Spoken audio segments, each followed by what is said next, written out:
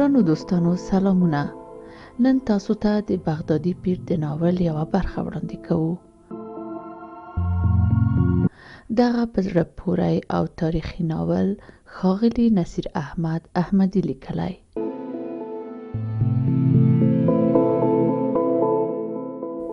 په دغه ناول کې یو انګریز چې ډیوید جونز نومیږي ایټالیا ته راځي او هلته په یو پارک کې په اعلیحضرت شاه امان الله خان غازي باندې سترګې لګېږي. ورنږدې کېږي. ډیوید جونز وایي په 1955 میلادي کال کې مې مور مړه شوه. 90 کلنه وه. وصیت یې کړی و چې جنازه به مې خپل پلرني وطن ایټالیا ته وړئ. مور مې په روم کې خاورو ته وسپارله. منی و. د ایټالیا هوا تر لندنه توده لګېده. فکر مې وکړ توده هوا مې هډوکو ته ښه وه. څو ورځې په ایټالیا کې پاتې شوم.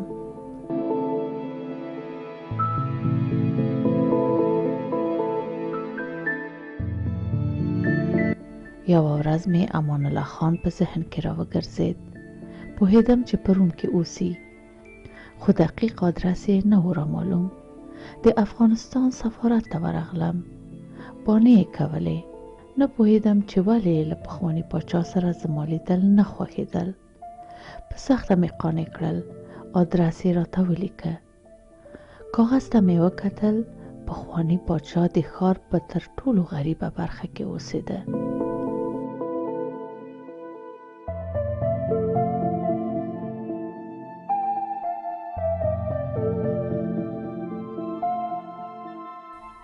یو سهار مې تاکسي ته لاس ورکړ.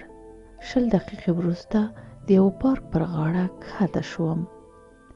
یوې ځوانې نجلۍ ته مې کاغذ ونیو. شمال لور ته یې ګوته ونیوله. مجبور وم باید په پارک کې تیر شوی وای. پر ژیړ چمن ژیړې پاڼې پرتې وې. څو ماشومانو فوټبال کاوه. زاړه کسان پر اوږدو څوکیو لمر ته ناست ول. مخکې لاړم. سرې او ژیړې پاڼې مې د بوټو تر تلیو لاندې کېدلې. یو ځای ودرېدم. بیرته مې شاته وکتل. یو څوک پر اوږده څوکۍ ناست و. اخبار یې وایه. نږدې ورغلم. د غټې سترګې شناخته راته وایسېدې. مخامخ ورته کېناستم. حساب مې وکړ 62 کاله. نه وم غلط. امان الله خان به په 62 کلنۍ کې خامخا همداسې څېره درلوده. ورنږدې شوم. پر سړي مې سیوری ورغی. شپو خولۍ مې له څوکۍ ورپورته کړه. کېناستم. په انګلیسي ژبه مې وویل هوا ښکلې ده. غټې کڅوړنې سترګې یې راواړولې. موسک شو. لنډ ځواب یې راکړ. ډېره. بیرته یې اخبار سترګو ته ونیو.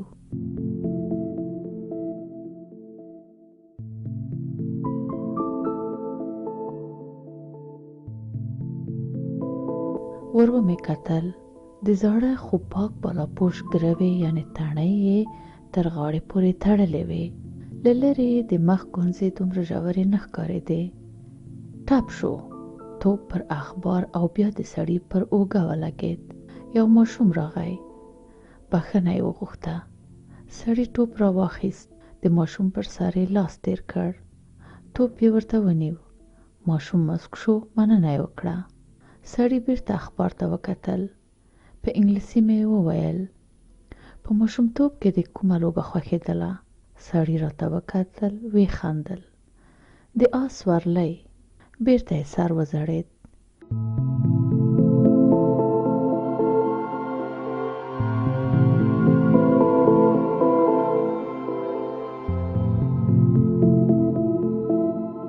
یوه شېبه ناست و. بیا ورو ولاړ شو. ګام یې واخیست. په پښتو مې وویل مېلمه یوازې پرېږدې؟ نیغ یې راته وکتل. سترګې یې وځلېدې. په خوند یې وویل افغان یې؟ راغی. تر لاس یې کش کړم. ودرېدم. تر ډېر وخت په غېږ کې نیولی وم. نه یې پرېښودم. ومې ویل نه پرنګی. وی ویل ټوکې مه کوه. پرنګیان او داسې صافه پښتو ډېر سره لرې دي. ومې ویل ډیوید جونز یم. په 1919 کال کې ارګ ته درغلی وم. 3 کسه وو. د چانسلر لیک مو دروړ. په کابل کې مو د خپلو څو نمایندګانو پاتې کېدا غوښته. د سړي لاسونه مړه شول. تر څنګ مې کېناست. سر یې څو ځله یوې بلې خواته وخوځاوه. یو دم یې وخندل. پرنګیانو، دلته هم نه یم درنه خلاص. ومې ویل خو اوس مې تقاعد اخیستی، له سیاست سره کار نه لرم. ایټالیا ته مې د خپلې مور جنازه راوړه. ته مې په ذهن کې راوګرځېدې، لیدو ته دې راغلم. امان الله خان ودرېد. تر لاس یې ونیولم. په مسکا کې وویل راځه کور ته ځو. بیا ونه وایي چې یو افغان بوډا په پردي وطن کې خپله مېلمه پالنه هېره کړې وه. تر پارک ووتو. تنګه کوڅه راغله. امان الله خان په یو زاړه کور کې اوسېده. پورته وختو. وړه کوټه وه. پر زړه رنګ خوړل شوی غالۍ، یو کټ، کوچنی میز او 2 څوکۍ ښکارېدلې. کېناستم. شاوخوا مې وکتل. وړه المارۍ له کتابونو ډکه وه. پورته د لرګي په چوکاټ کې کلمه نیول شوې وه. امان الله خان د باندې ووت. زاړه وره چولۍ درلودې. غږ یې راته. یو چا ته یې وویل څه مو پخ کړي؟ ښځینه غږ راغی. لوبیا. امان الله خان وویل میلمه لرم، قابلي پلو پخ کړئ. ښځینه غږ وویل غوښه نشته. یو څوک پسې ولګئ. دروازه خلاصه شوه. امان الله خان بیرته راغی. وی ویل کړکۍ ته کېنه، کوټه سړه ده. څوکۍ مې وکښوله. د لمر وړانګې مې اوږو ته سیخې شوې. امان الله خان پر کټ کېناست. وی خندل. اوس مې نو سم زړه ته ولوېده چې ډیوډ جونز یې. فکر کوم چې یو ځل مو بیا هم سره لیدلی و. ومې خندل. هو، زه او سفیر دې په نیمه شپه کې در وغوښتو. ویل دی چې انګریزان د افغانستان په شمال کې مداخله کوي. خلک یې مسله کړي دي. سفیر ته دې د هغه لخوا امضا کړی سند ورکړ. ورته ودې ویل چې په 72 ساعتونو کې بل افغانستان وځئ. 1 اونۍ وروسته دې زموږ انګریز جاسوس اعدام کړ.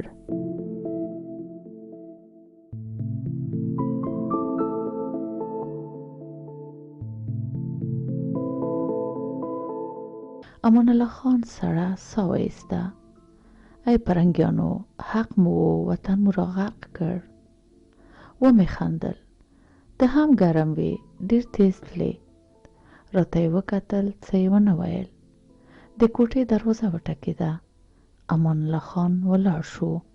بیرته له پتنوس سره راغی. 2 ګیلاسه یې له شنو چایو ډک کړل. کړکۍ ته ودرېد. وی ویل هغه ماشومان وینئ؟ ودرېدم. لاندې پاک سوتره او صحتمند ماشومان روان ول. خندل یې. په ملاو پسې د مکتب بکسې تړلې وې. امان الله خان وویل دا ماشومان په چینه جارو کوي. په 2 اوزو پسې هم ټوله ورځ نه دی روان. لوږه نه پیژني. مکتب ته ځي، خاندي، تفریح لري، ټلویزیون ته ګوري، غم نه ویني. د ټوپک ټکې نه دی اورېدلی. روغ دی او له ژونده خوند اخلي. غلی شو. وی ویل د هغه دوکان تر مخ ناست بوډا زموږ ګاونډی دی. 45 کاله یې په یوه فابریکه کې کار وکړ. اوس قرار ناست دی. د تقاعد پیسې ورته راځي. نه زوی ته احتیاج دی، نه لمسو ته. تر مرګه به په ګیډه موړ او پر تن پټ وي. هغه بله ځوانه ښځه ډاکټره ده. 8 ساعته کار کوي، خو 14 ساعته هوسا ژوند لري. کونډه ده، خو دومره پیسې پیدا کولی شي چې د خپلو اولادونو درس، روغتیا، خوراک او تفریح ته ورسیږي. دا د روم تر ټولو غریبه سیمه ده، خو کورونه یې 40 ساعته برق، ګاز او اوبه لري. کوڅې پخې دي. مکتب او روغتون نږدې دی. په دې ټوله غریبه سیمه کې به یو سوالګر هم ونه وینې. غلی شو. بیرته پر خپل ځای کېناست. پیاله یې ورپورته کړه. وی ویل سم وایې، زه تیز تلم ځکه وخت کم و. ما ویل چې په خپل ژوند کې یو پرمختللی افغانستان ووینم.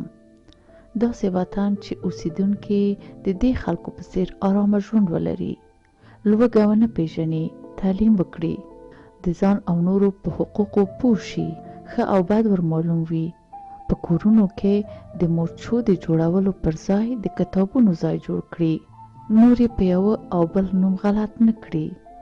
غلی شو، له پیالې سور وکړ، سوړ اسویلی یې وایست. ایټالویان له دوهمې نړیوالې جګړې راووتل. ټوله ایټالیا خاورې شوه، خو خلک یې پوه او تعلیم یافته ول. په لسو کلونو کې بیرته ایټالیا کړه. اوس موټرې او تیارې جوړوي، خو زما خلک بې سواده ول. ماغزه به مې ورسره وخوړل، په عادي خبره کې به یې قناعت نه کاوه. غلی شو، یو دم یې ترخه وخندل. یو وخت څو سپین ږیري راغلل. دوی په کابل کې روان ریل لیدلی و. غوسه یې نه کنټرولېدله. ویل یې چې ښار ته دې د اوسپنې ښامار راوستی، خوراک یې اور دی، شیطان یې چلوي. ورسره ووتم، په ریل کې مې کېنول، دوره مې ورکړه، پوه مې کړل چې ریل د مسافرو او تجارتي اجناسو د انتقال لپاره تر ټولو ارزانه او ګټوره لاره ده. ورته ومې ویل چې دا ریل له اوسپنې او لرګیو جوړ دی، د ډبرو په سکرو کار کوي، بني ادم یې چلوي. هر څه یې په خپلو سترګو ولیدل. خو کله چې ریل ودرېد، بیرته یې هماغه پخوانۍ خبره راواخیسته. تور شیطان او د اوسپنې ښامار یې نه غوښت.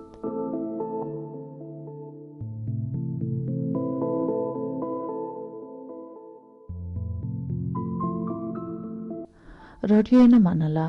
ویل یې چې په منځ کې واړه واړه شیطانان ناست دي، خلک له دینه باسي. ټلیفون کوپر ورته ښکارېده. ویل یې چې له دینه اوښتی یې، له شیطان سره غږېږي. دې خلکو ان په پخه خښته او پوخ دیوال کې هم شیطان لید. پوهېږي چې ولې؟ علت یې بې سوادي وه. ما باید دا ستونزه حل کړې وای. مکتبونه مې جوړ کړل. غوښتل مې چې دا خلک له تیارې راوباسم، په هر څه یې پوه کړم. خو دوی مکتبونه هم نه غوښتل، د کفر ځالې یې بللې.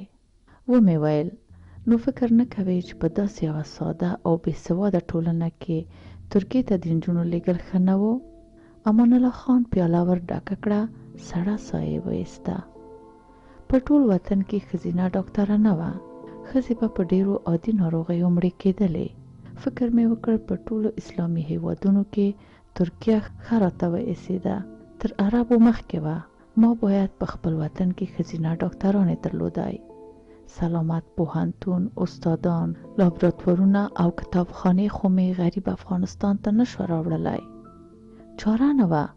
نجونې او هلکان مې ترکیې ته ولېږل. د شرعي خلاف کار مې نه ګاڼه. ترکیه اسلامي هیواد دی. د نجونو لیلیه، خوراک، څښاک، هر څه بیل ول. ومې ویل د چادري په اړه څه وایې؟ تا په کابل کې چادري منع کړه. امان الله خان سر وخوځاوه. زه دیني عالم نه یم، خو اسلامي نړۍ مې لیدلې ده، مطالعه لرم.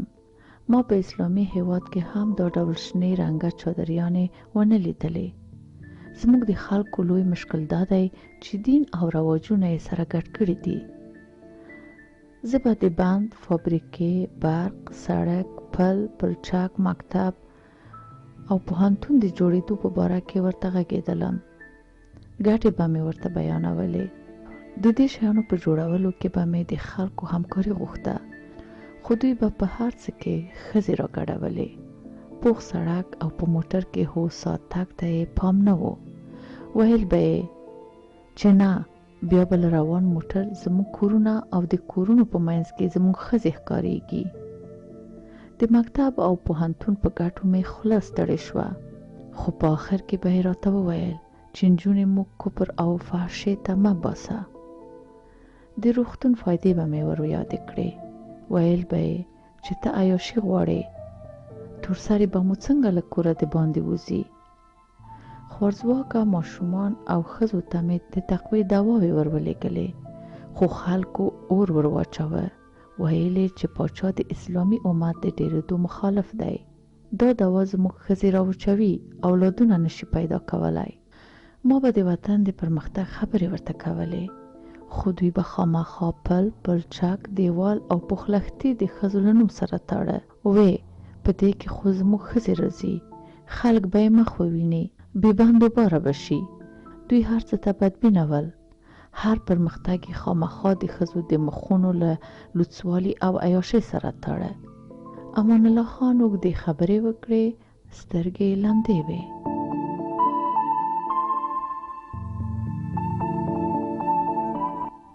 ګران دوستانو، د دې ناول پاتې برخه تاسو ته په راتلونکي کې وړاندې کوو.